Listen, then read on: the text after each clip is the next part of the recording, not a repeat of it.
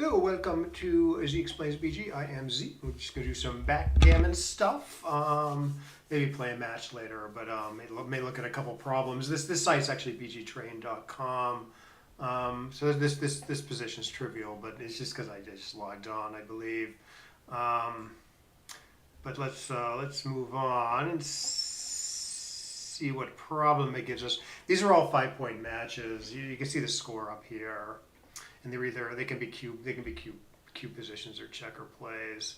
Okay, like here's 0-3 to 5, which is sort of relevant. Red owns a 2 cube, so gammas only go one way here, which means we can be a little aggressive. Now the question is it's kind of a hard problem even at the score.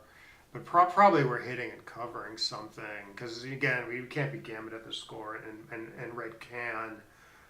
We do want to keep the deep anchor, though. We do not want to play the 6, I'm pretty sure.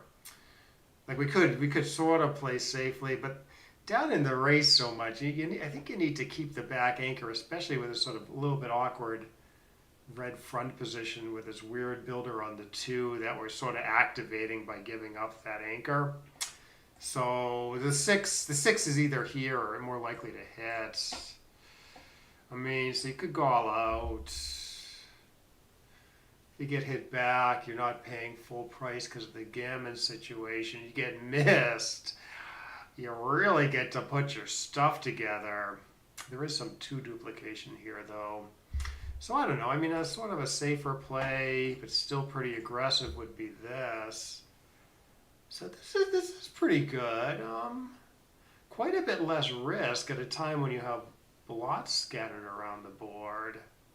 I think in a real match I would do this, but because of the score, the other one might be better. And we can just take a look at not hitting, but it's just I don't know, the 6 doesn't play good. So let's try this. Okay, it does like the more aggressive hits.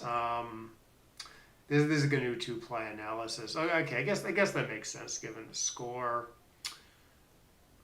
Sort of wins more games. Probably wins more games. Just because it's you get missed and you just really get to put everything together rather than have this position with this massive hole in it. Yeah, I don't know. It's sort of a tough problem. Let's try to get one of these right though, and maybe we'll move on. These problems, if you get up in the rating, the problems do get pretty tough. Okay, so yeah, 0. Okay, so it's 0-0 cube on red side of the board, so we could definitely benefit from a gammon here. Oh, I see. So we have 3 men off already. I see. So you're either bearing another guy off and bearing 2 more guys off.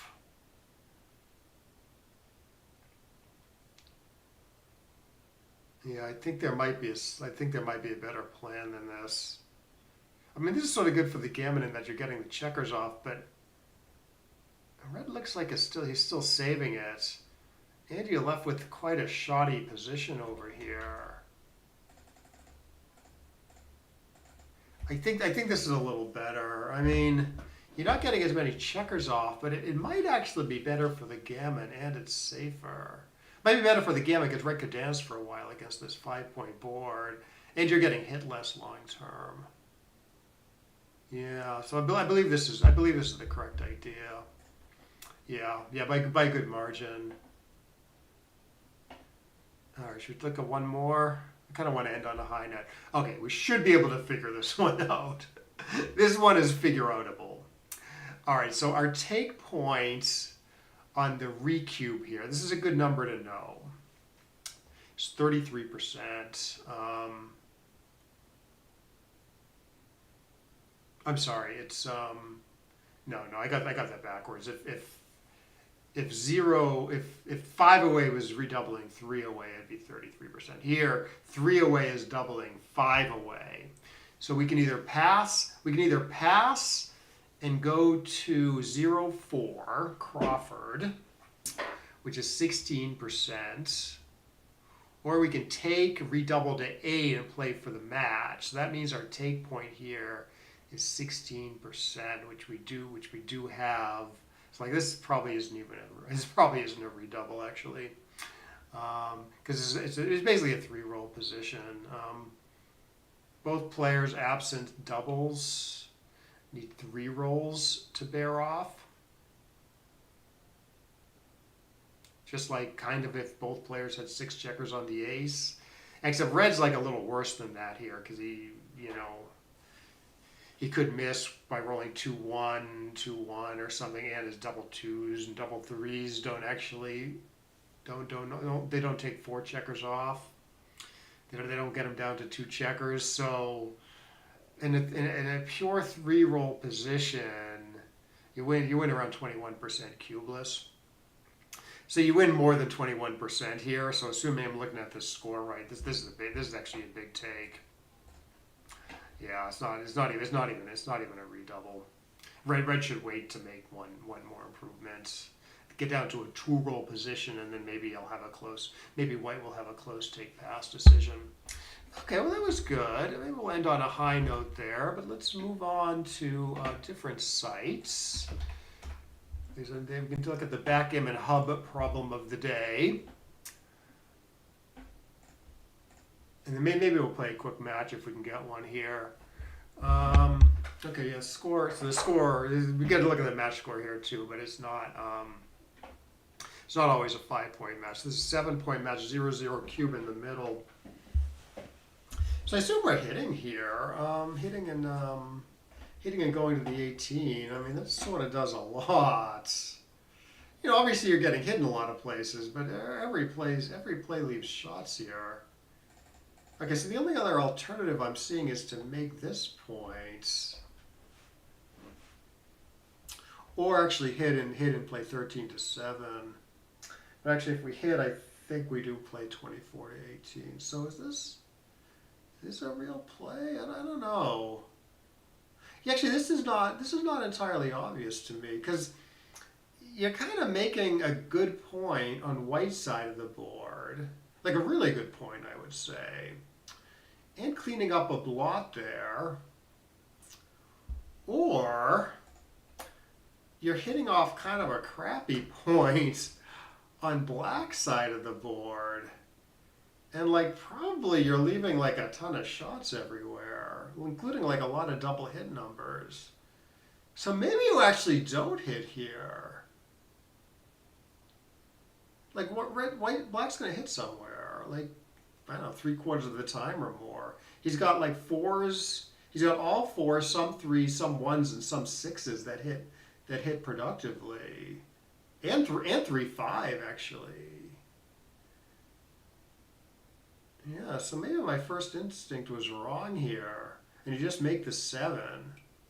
Sort of unusual to like forgo a hit on your opponent's side of the board like that, but I think it's actually right here.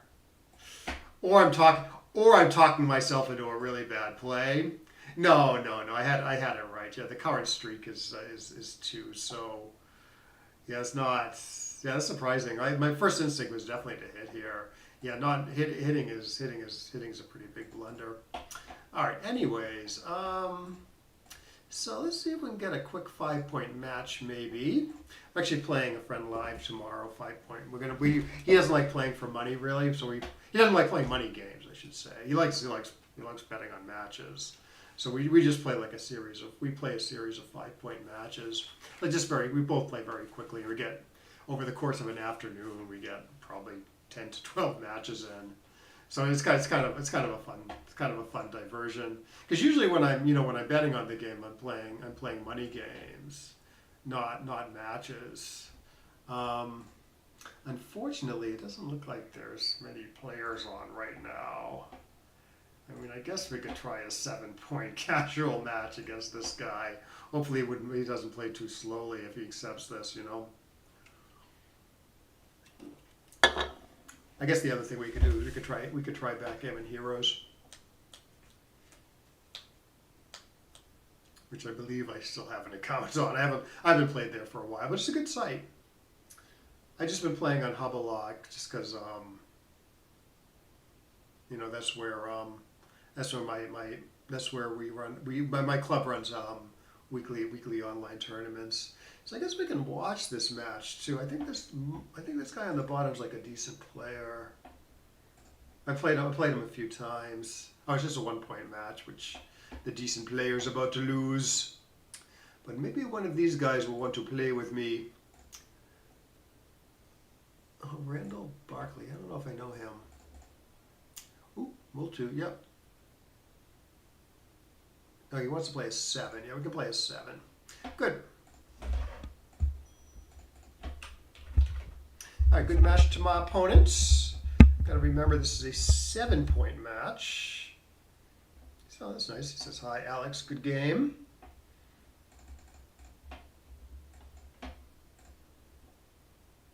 Oh, I made a kind of an interesting, 4-1 split. It's called the splot, when you split and slot at the same time. And actually, it's so unusual to me. I don't actually know whether it's 13 to 11 or 24 to 22. Huh. I actually don't know. My instinct says we should get the cover numbers. That might be good to know. I don't play anyone that does this live, though. It's probably, I was going to say, it's probably the third best play with an opening 4-1. Although I'm not actually sure, because, I'm not actually sure, because maybe just 13 to 8 is third best. All right, so I could make the 18. Or I could make the 21 and slot the 7. All right, let's make it interesting. Might get into some crazy back game. Also stops him from building his own 4 points. 2, oh boy. Yeah, it could be this now.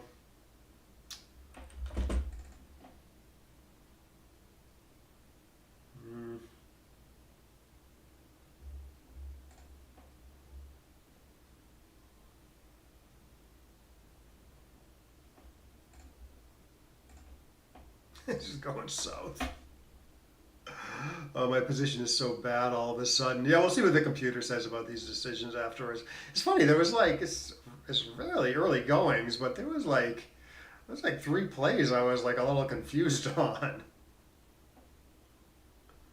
Surprising.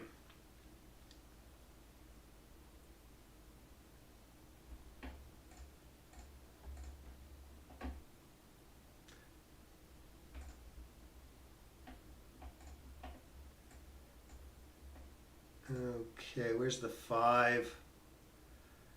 Ugh, they're all bad. This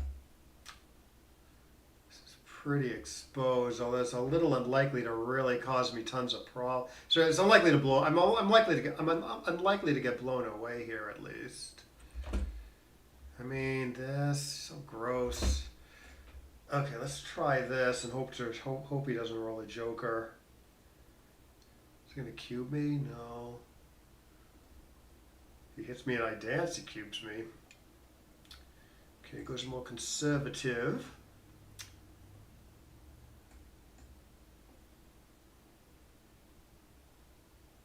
Oh, why is this so hard today?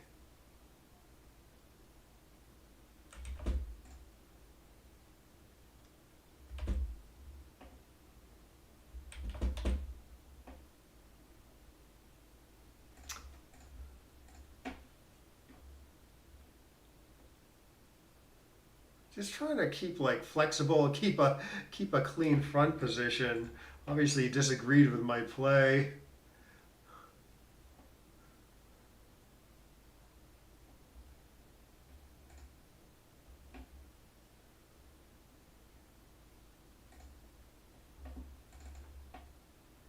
Okay, this should play okay.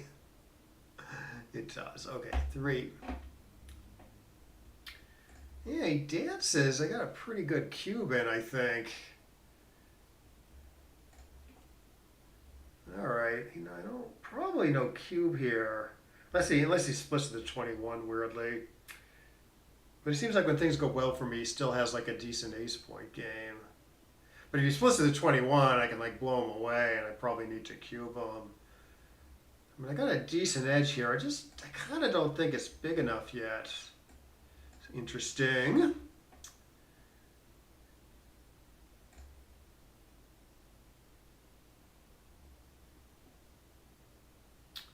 Yeah, still a lot of work to do to bring this home. All right, miss here. I guess I cube him. Could also give up the 15 point, I guess. Let's try this up in the race.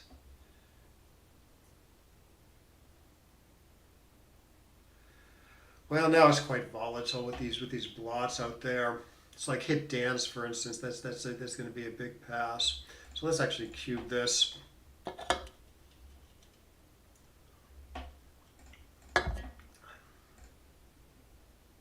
Yeah, could win 8 here.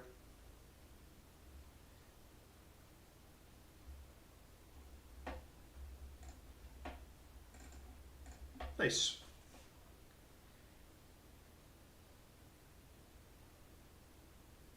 This looks a little suicidal to me.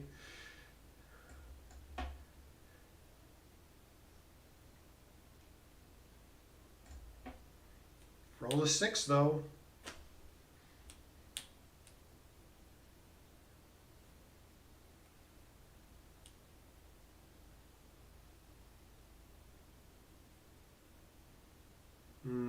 Just give him nothing in the outfield. He needs 6s. I wish I could duplicate his 6s, but this is 6. He's got good 6s and 5s here. That could be the right play though. Do this. He's still got great 6s. Good safety stuff. Yeah, actually, maybe this is better. I don't think there wasn't a hit play there. That'd be weird.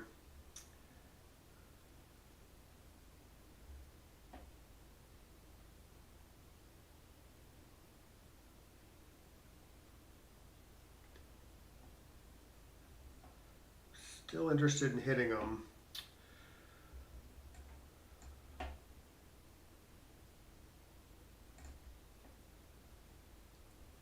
Who's he gonna pop out to here? Yeah.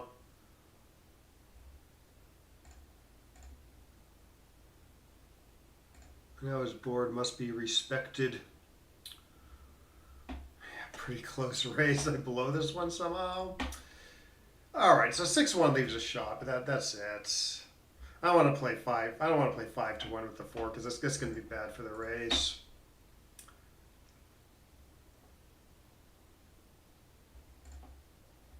Oh, 2 to 1 is okay.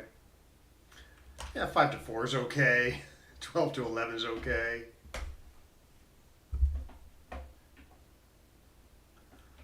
All right, I think my take point, I believe my take point is 24% here. Is that right? So it's the winning. It's basically the winning chances from 3 away, 7 away, which I should know. So yes, 24. Both actually in the old and the new match equity table. Right, because the math there's very little math to do. It's like I can either pass and play from 4-0, which if you look at a match equity table, that's going to be 24%. 3 away, 7 away, or I take and play for the match. I think it's not this because 3-4, 3-1 bear off nothing. Here I think everything bears off something. Yeah. So missing, completely missing there would be kind of disastrous. Phew. All right, so I'm up 4-zip. Sweet.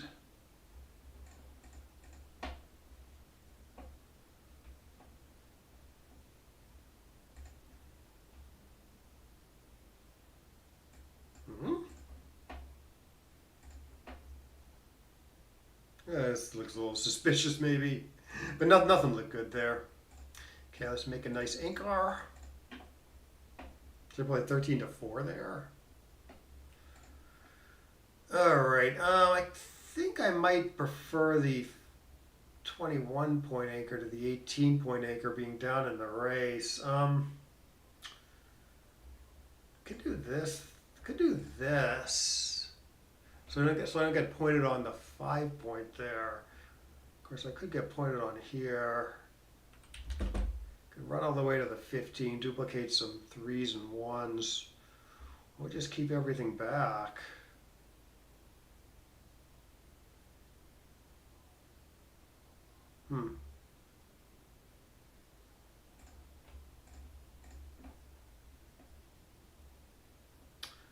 Okay, he's probably making the 3.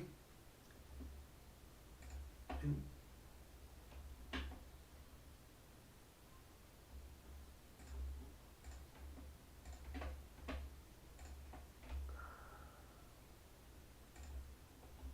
this? Get this guy a little bit more out of harm's way? Well, that didn't work. Okay, so best for the win would be to stay back. But I'd be paying to the gamma's pretty big. You should cube this. That's sort of a typical thing. You keep the third guy back, wins a little more. But it's gonna get gammoned a bit more. And in this score, I really like to tamp down the gammons. Yeah, it's pretty strong. 30 pips. Pretty good double for money. Maybe you should let it go at the score. On the other hand, I'm not getting gammoned much, and he does have this hole in his position. So you can sort of justify a take here on that basis. Andy clears the mid, and he still has like these points to clear. And my board is well together. So I am gonna try this. So I think at the score it's gonna be quite close though.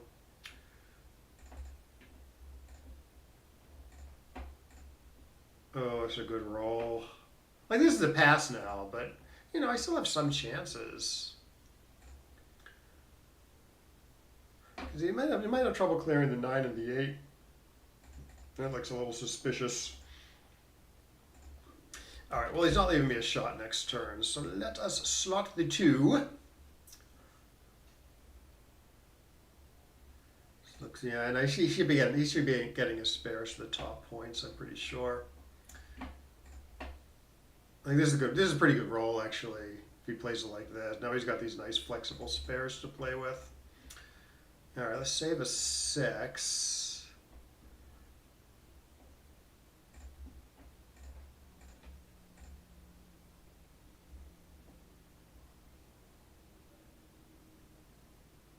Yeah, it's kind of costing myself a builder when I run with a 6 here. Yeah, maybe I don't want to give him these extra hit options here by running. If he had like 3, if he kept the 3 builders, I definitely would. Yeah, I definitely would not run. But this is only 2 builders I can possibly run here. I still feel like maybe it gives him like a little too much though. Okay, so now I'm always going.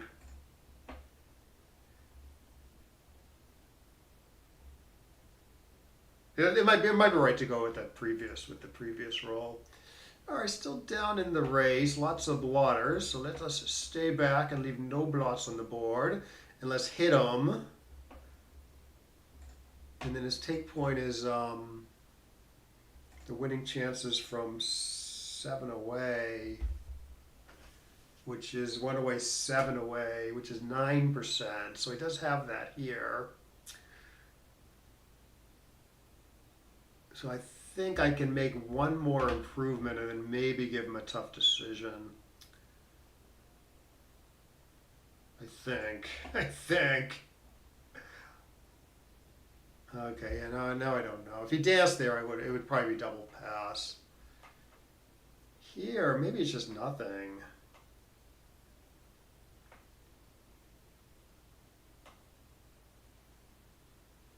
I'm only up 8 pips.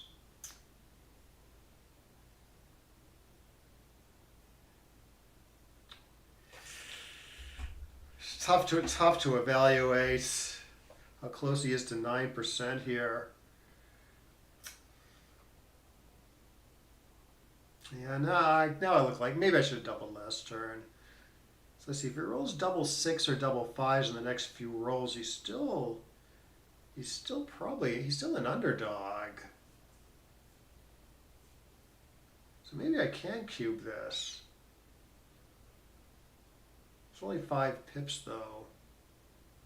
Obviously I'm a lot more efficient than he is. Well, the other thing is he's got several rolls where he can roll double 5s, double 6, but he's still losing. Huh. I think it is a take though. Let's see if he takes. No, he doesn't. He doesn't take. Yeah, we'll take a look. We'll take a look at this stuff. He is like 9% here though.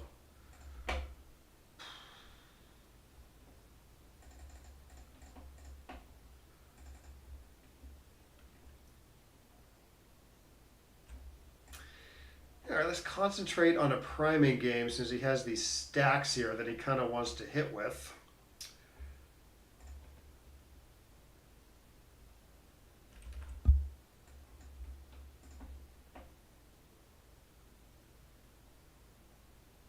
Yeah, 2 doesn't do that much anymore.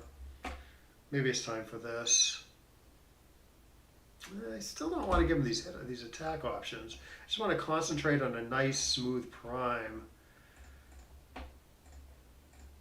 With the structures the way they are, like he has the low point made now. I have this nice looking prime.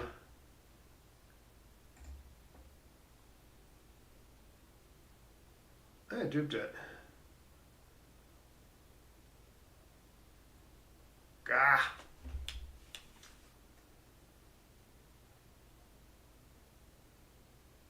Yeah, that does look right. This looks wrong.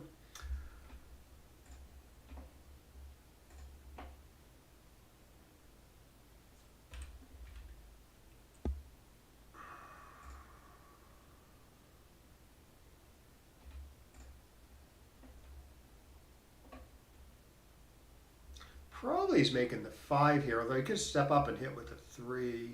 Looks like he's going for it. Yeah, more works better when it misses. Oh.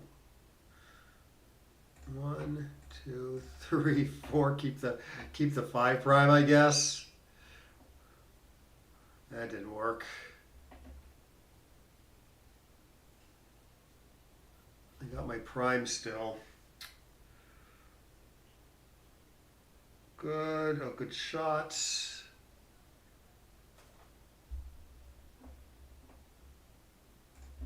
Five, 1.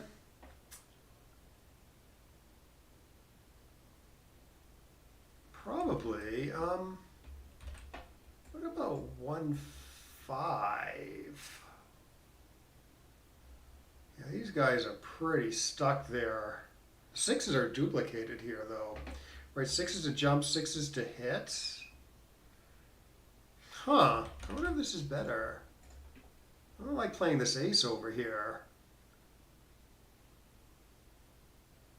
I don't think so. They're sort of interesting, though. They could have been right. Yeah, see, now I got to kind of go anyways. I'm not duplicating 6s. Shoot. This might be an ugly match, PR wise.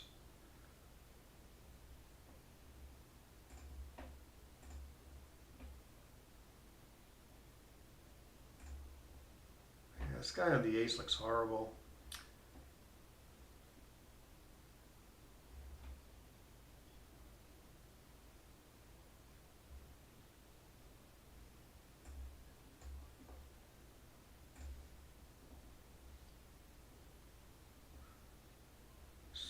Sort of dupe my 4s here.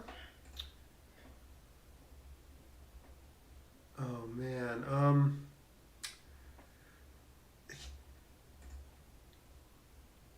Yeah, he can still enter and crack here.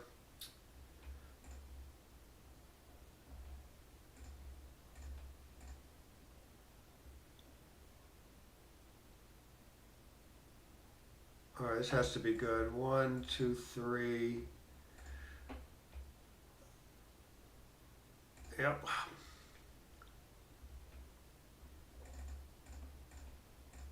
Sort of blundering my way through this.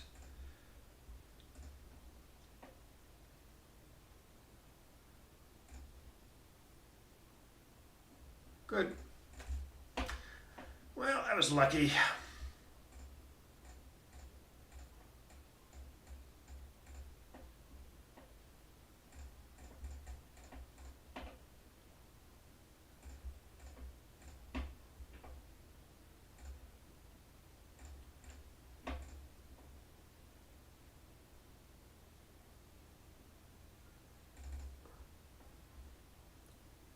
It's the safest. I'm a little tiny bit worried about the race, so it loses fewer races but gets hit a little more long term.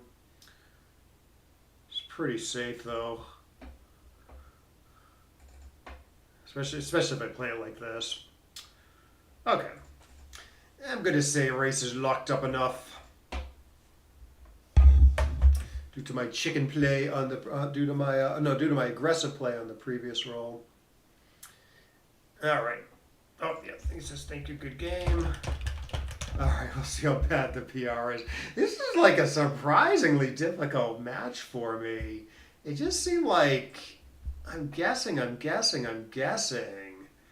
so apparently I played a 4, which is worse than my usual PR, but for that match, that was a lot of decisions there.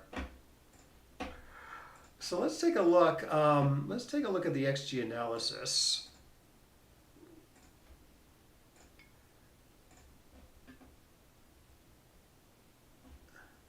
And then we'll try to at least learn something from this possibly mess of a match. Okay, so I made only one checker play blunder and one bad taker pass. What was the taker pass I did? Well, it looks like I probably missed a cube in the and missed a recube in the 4-0 game or 2. Huh. Okay, so 2-1. Oh, let's switch the direction. Okay, so 2-1 here. Okay, good. It's close. So obviously you hit 6 to 5, right? And then you have a choice of 2 productive 2s. Either get extra cover numbers like I did, or if he hits me, maybe I hit him back with a 6 from the roof, or split, put extra pressure on this guy, get the backmen going. Turns out it's pretty close. 6-3. Okay, here it does want to make the 18 points. Rather than do what I did, stay back on the 21, possibly get blocked a little bit. Yeah, sometimes the 21 is better than the 18. Sometimes the 18 is better than the 21. I guess often you want the 18 if the guys on the 21 are a little stuck, as they sort of are here. The 6 I have to play 13 to 7 if I keep the 21, but that's not. I don't think that's necessarily a bad 6 here. But still, the computer just wants to make sort of the quote unquote better anchor. Oh yeah, I wasn't sure what to do here. Making the 3-point with 2 of them seems pretty solid. It seems like a pretty solid game. And then my play is okay. We'll put it up on the board, but I guess the computer's point is it separates the forces too much, giving up the midpoint while I still have 4 checkers back. So the computer finds this other play where it doesn't separate the forces, but gives up the front anchor to make the 16-point, which could be problematic in its own way. And the front position's a little screwy too. Fairly close, but it's a real error to do what I did apparently.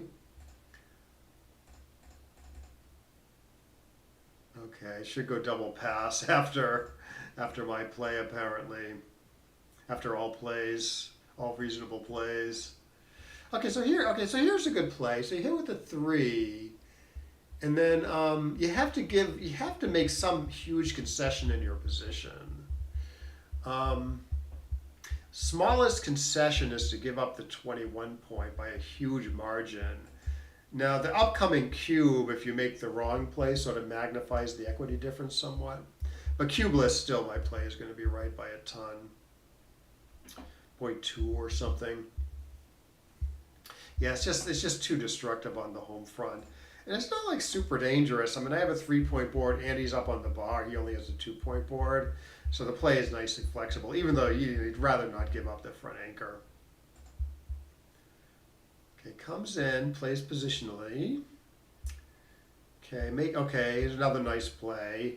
So you can make the 21 with a 3, but again, you don't have a great 5 on black side of the board. You could play 16 to 11, but that does separate the forces again. Like these guys, say we can put it up on the board. Like these guys are a little stranded. I have no outfield presence. So the computer does like my play of making an outfield presence, sort of bring it around the black checkers together.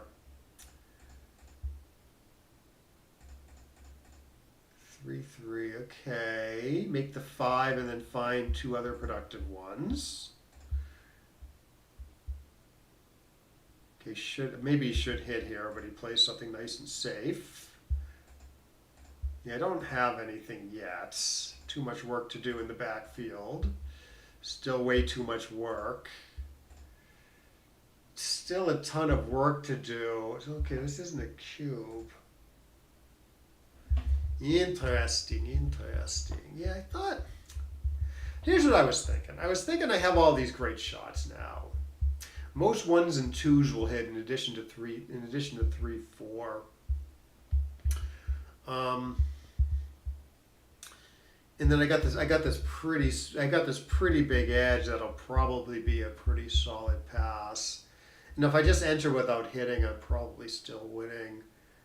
But yeah, I guess the fact that white has this decent ace point game, no matter what happens, means there's not quite enough here to redouble at the score and probably for money. Yes, I did actually lose my market here. Oh no, not until I rolled my nice 2-2. Yes, I rolled pretty decent. He rolled nothing really, nothing interesting. Because he just sort of played it on the home front, and the computer still thinks this is a take based on these equities here. After I make the 4-point, it is pretty big pass.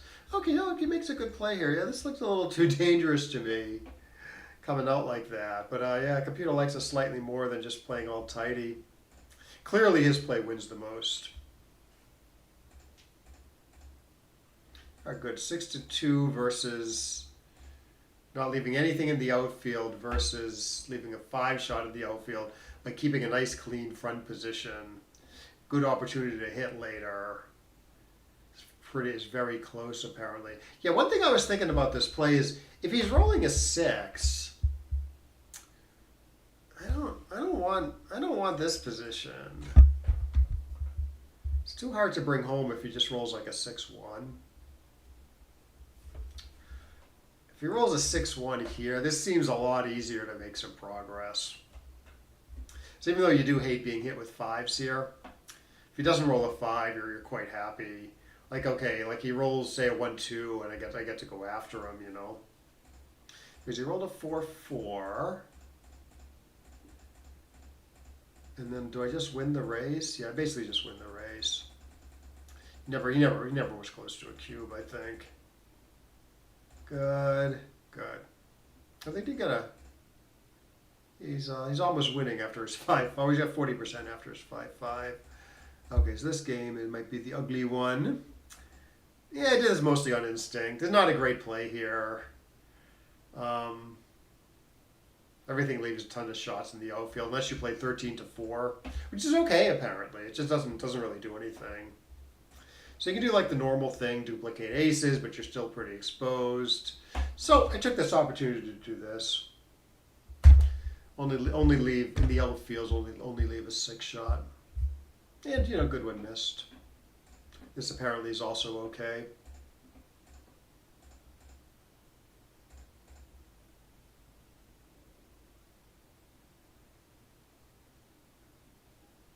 Bar 21, 13 to 8. Oh, okay.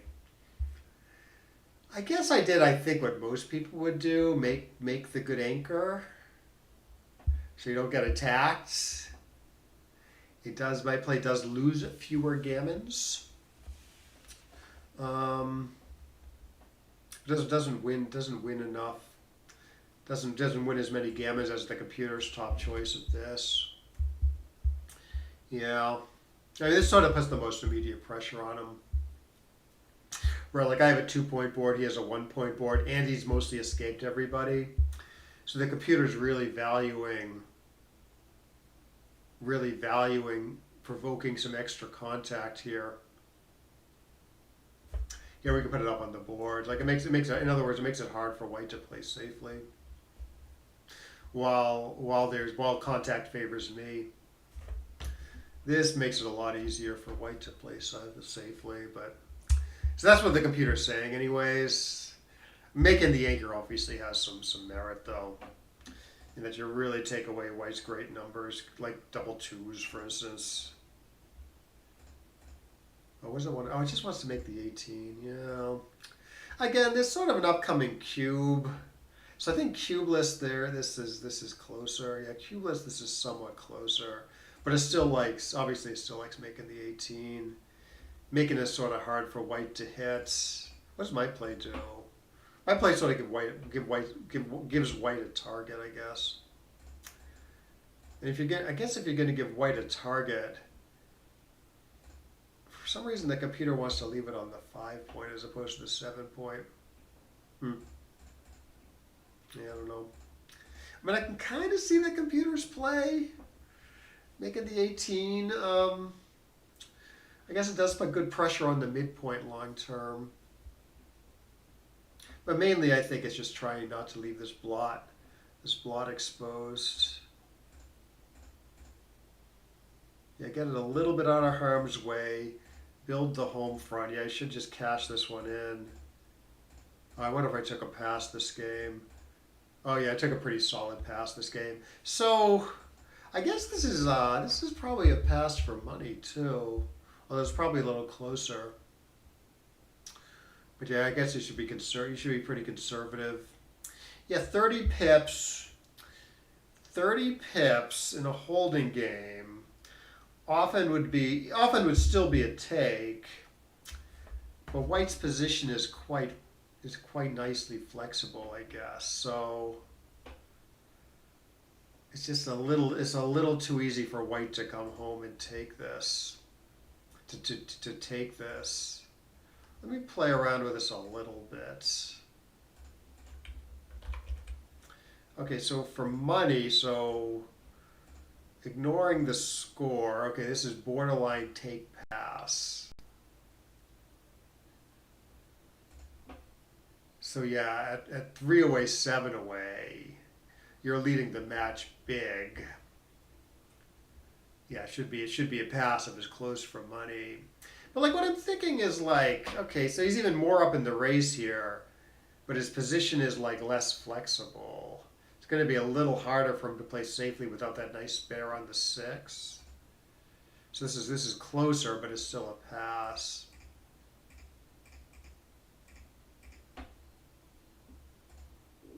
Yeah, this is awkward enough to take even at the score, and even at a 38 pip deficit.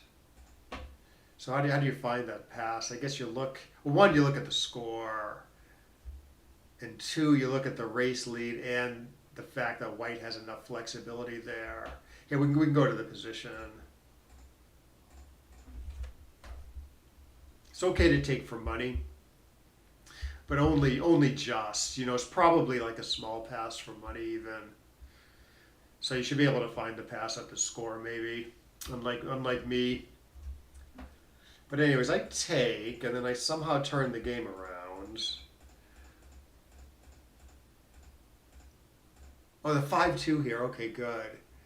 Okay, the 5-2 good is fairly close. Fairly close. Best for the win slightly, according to the computer, is run off the back anchor, make the 1 point.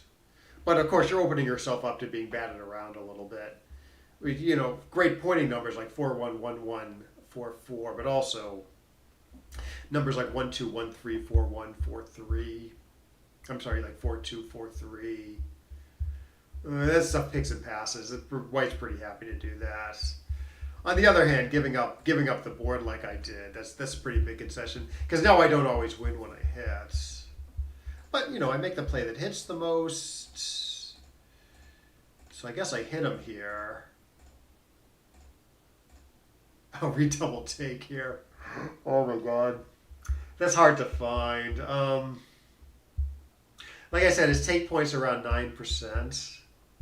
I don't know, how do you pinpoint this at like 10, 11% or something, Because if you know it's like 10 or 11%, you might think, oh, it's close enough to the take pass line that I should cube it.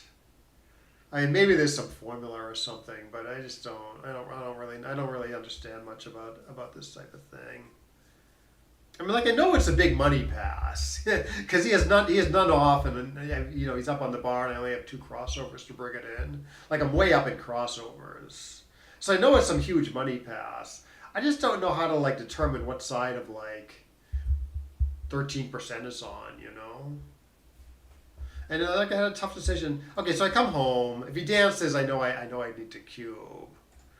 Apparently, this is already a pass. He's only 8% here. But I don't have any advice for this type of position. There are probably formulas out there. And then I got the picture that maybe it's a pass, so I should cube it in the next roll. Yeah, tough.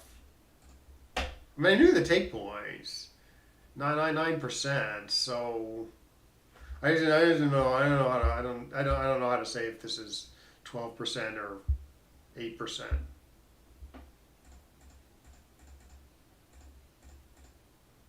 So if people have ideas, if people have a way to get like a good handle on a position like this or like this or like this, let me know. Oftentimes, like if it's a shorter race, I find that a little more calculable. Because if there's only like 3 or 4 rolls left, I can sort of think, okay, if the guy rolls 5-5 or 6-6 in the next couple rolls, he probably wins. Sometimes you can think in those terms and get like some handle on whether it's like higher or lower than 10%. But yeah, I'm not sure about that one. I guess there is some formula I learned where if you're up, let's see, what is it? I think Roberti came up with this. He said if you're up 10% in the race, 10% of the leader's pip count in the race, or you're up 30% of the leader's pip count in the race, or somewhere around there, 11%, 29%, 12%, 28%, somewhere around there, you add 65% to how much you're up in the race. So in other words, if you're up 12%, you add 65 to that to get 77. And that's about your winning chances. And it would be nice if it was all linear, like if you could always add 65%. But when you get to that middle of that range in between 10% and 30%, you have to add a little more.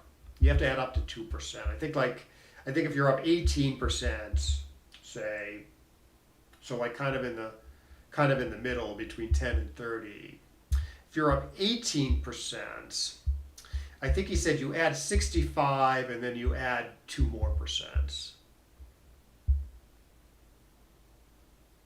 If that makes sense. And then so like if you're like in between 18 and 10, you'd add like an extra percent in the middle there. I think if you're up 14, you add 65 and 1. you got 66, or if you're in between 18 and 30, say you're up 25%, you had 65 and 1 there also. So let's see. If I thought in those terms, would that have helped? Say here, when he's not up on the bar. So I'm up 8 pips in a 47 pip race. So what is that? That's like, so that's like 18% or something. Do I have that about right? Let me, you obviously can't do this over the board or even during a, you shouldn't do this even during a, even even an online match. But I got my calculator out, which I wouldn't use unless we were analyzing this. So 8 divided by 47. Okay, 17% plus 65 plus say 1.9, because I said when you're around 18%, you have to add around 2% extra. Sorry, I did this wrong. So let's see. I was up 17 plus 65 plus 2, say 84. No, I have something wrong.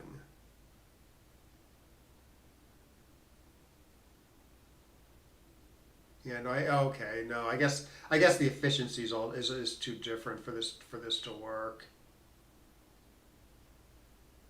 Yeah, yeah, this doesn't work here because the efficiency between white and black is so different.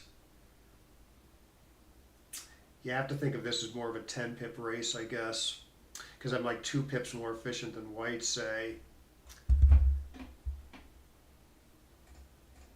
So that would mean I'm up 21% plus 65 plus, say, 1.5.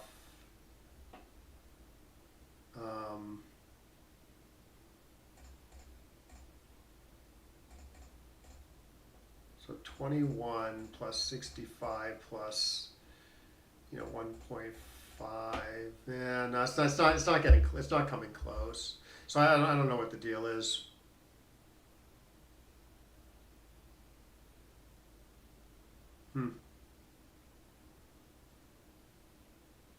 Yeah, maybe the formula is just not very good. I could be misremembering it also, but it seemed to work for like 10% or 12%. Yeah, sorry. Anyways, let's go back to the match. Yeah, like I said, if you have any ideas for that type of position, let me know, or if there's like some formula you know. Okay, but anyways, the 6-0 game was super complicated. 4-3. Okay, so you can split here, but my plan of just priming while he has these awkward stacks is a pretty decent plan. Like the stacks aren't really good for blocking, but they are good for hitting. So generally, if you can avoid it, you want to avoid splitting into the stacks like this. So that's why I sort of play purely on the home front. Similar stuff here. Similar here. Don't give him any hitting options. Similar here. 2-6, I dance. This 4-1 seemed weird. Yeah, I would have made the 5. Okay, so 5-3. Okay, so you can enter. You probably want to enter high here, right? Because you really want to escape this guy. And I guess his 2s at least are duplicated if you stop there, because he needs 2s to step up and 2s to attack on his 5 point. So you really want to come in high. And then, yeah, I looked at 11 to 8, but then I was thinking, well, 6s and 5s kind of make the 3 or hit there when he steps up. Those are also the numbers I need to jump. And you don't want to give him the good 2-6, so that's why I did this. He should go after me here. 3-3. Okay, make a decent play here. Obviously, you're hitting him here to keep him from escaping and keeping him from attacking. And then you don't love playing 11 to 2, obviously, but you love keeping your 5 prime. So I did that. Oh, the 5-1. Yeah, I thought there was some chance, because I really hated playing 2 to 1. I thought there was some chance that that this crazy play was correct. You know, entering with the 1 and then jumping with the 5, getting this guy free, duplicating 6s. But I was like, nah, those 3 guys back there are pretty stuck, and I don't love leaving a shot in the outfield. So I do kind of the more normal thing. I'm making the 20 points. But then I got to give it up next turn. Apparently 7-3 is kind of okay here, but I don't know. I don't know if people are actually doing this. I mean, I guess my play is no great shakes either, right? Giving up that front anchor, being exposed in the outfield, but keeping the 5 prime. Oh, 20-9. Yeah, maybe I should have seen this. Right. I mean, if he's rolling a 6, even after like my safer play of doing this, like a 6s are still like mostly pretty good for him. So the computer actually wants to play 20-9. 6s are extra good now. But he get missed, and you have that nice builder on the 9 point. Like maybe you roll a 7 and make that point next turn. But if you don't, you're pretty happy to hit with 6s. I mean, it's pretty close with the safer option. Mainly because I still have some numbers that can hit profitably here, or a couple numbers that make the 9. But I roll neither of those, so I get another builder. Apparently, the computer prefers 7-4 to keep better outfield presence. Yeah, so you do want to hit here, knock him off the edge of the prime. I guess you do want to keep your possibility of making a 6 prime here with 11-8. I love the fact that I was leaving a double shot here, so I did something more, a lot safer, where you can still enter and crack a lot, like with a 2-5, for instance. But yeah, apparently these holes are too big, too problematic long term. So the computer plays sort of optimistically. If you get hit here, it's not so bad if you get hit off the ace point, I guess, if he rolls like a 1-6 even. And stuff like 3-5 still cracks. So I can kind of see the computer's choice. Maybe I should have been taking a good look at it. Oh.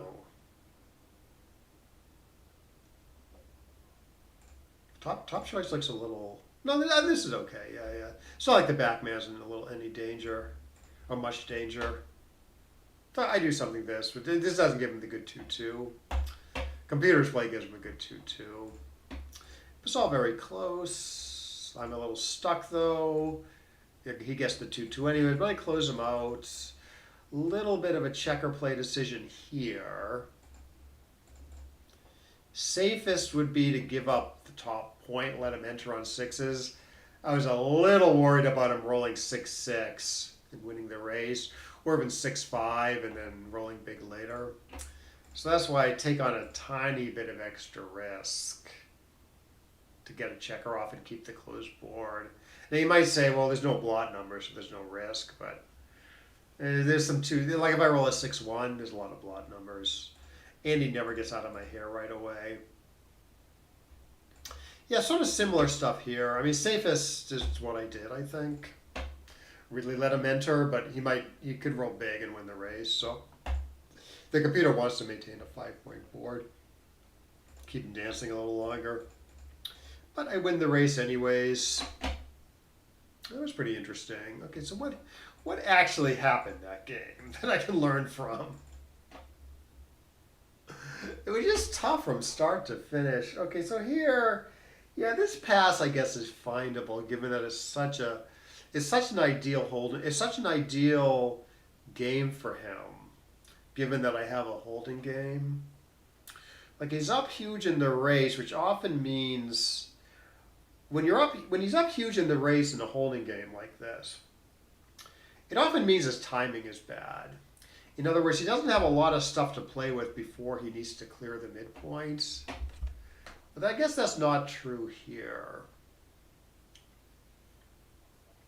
because he does have all these nice spare checkers to play with over here. He's got a lot of time to roll like a good clearing number, or doubles, or maybe a 5-4 early on. I guess these guys are a little far back and primed a little bit. But actually, I didn't think that was necessarily a bad thing. Because, like, okay, if he clears the midpoint, he still has, like, a lot of points in front of me to clear. But one thing I'm wondering about is whether it would be better to be on the 5 point than the 4 point. Race is similar here. So is this still, this is probably still a pass. But is it a bigger pass or a smaller pass than the 4 point holding game? This is close. So this is a smaller pass. So this is better for black than being on the 4 point. Because I get gammoned a little less. I do get gammoned a little less, but apparently I still win more here. I win more here than if I'm on the 4 point. So it's not obvious to me why. Covers the 11 point, I guess. So if he rolls 4-2, 5-2, he can't clear the midpoint safely, like he could if I was on the if I was anchored on the 4 point. So is that the point? It's just harder for him to clear the midpoint here, or is it the fact that my checkers are less primed, so I have fewer problems playing? See, I don't think that's it though, because I'm so far down in the race. I'm so far down in the race that I have so much to play with before I have to give up the anchor. So it's not like being back on the 4 point is going to cause me tons of problems. This spare is really good. I kind of made that spare bad. What if the spare was good? Make the race similar.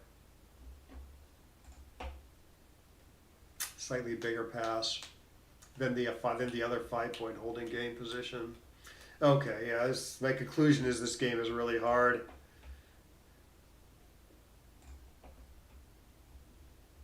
And then the other blunder was this, which probably most people are getting this right.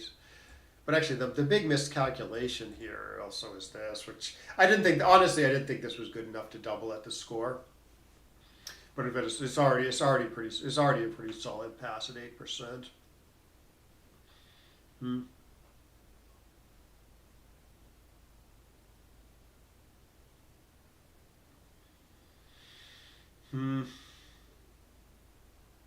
Yeah, I don't know. Maybe I'm more than 2 pips more efficient than him. Like Keith count wise, if you know the Keith counts, he's penalized.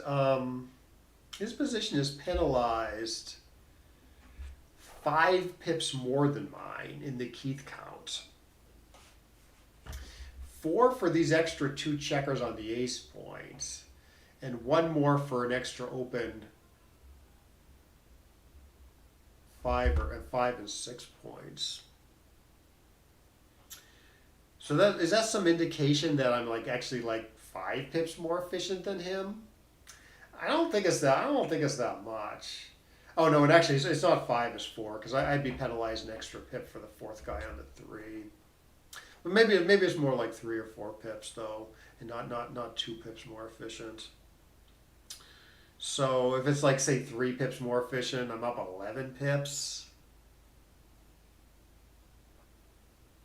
And then maybe Roberti's formula gets a little closer. So I don't know. Maybe I'll play around with this stuff a little more, or look around for racing formulas and see if anything can get this right.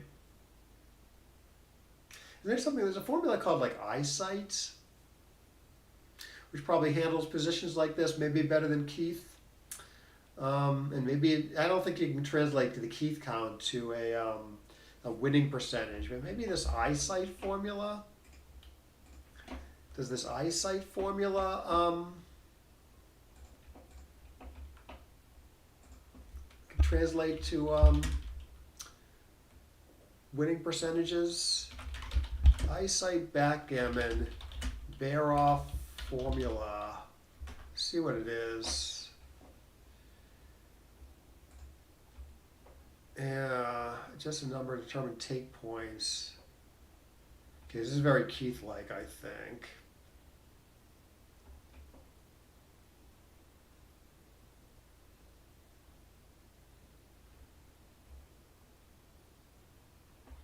Yeah, based on this AI overview, it doesn't look like it translates into winning percentage. Just translates to money cube action, which doesn't necessarily help there.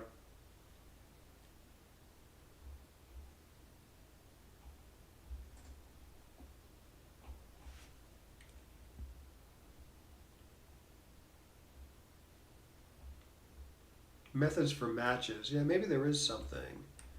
24.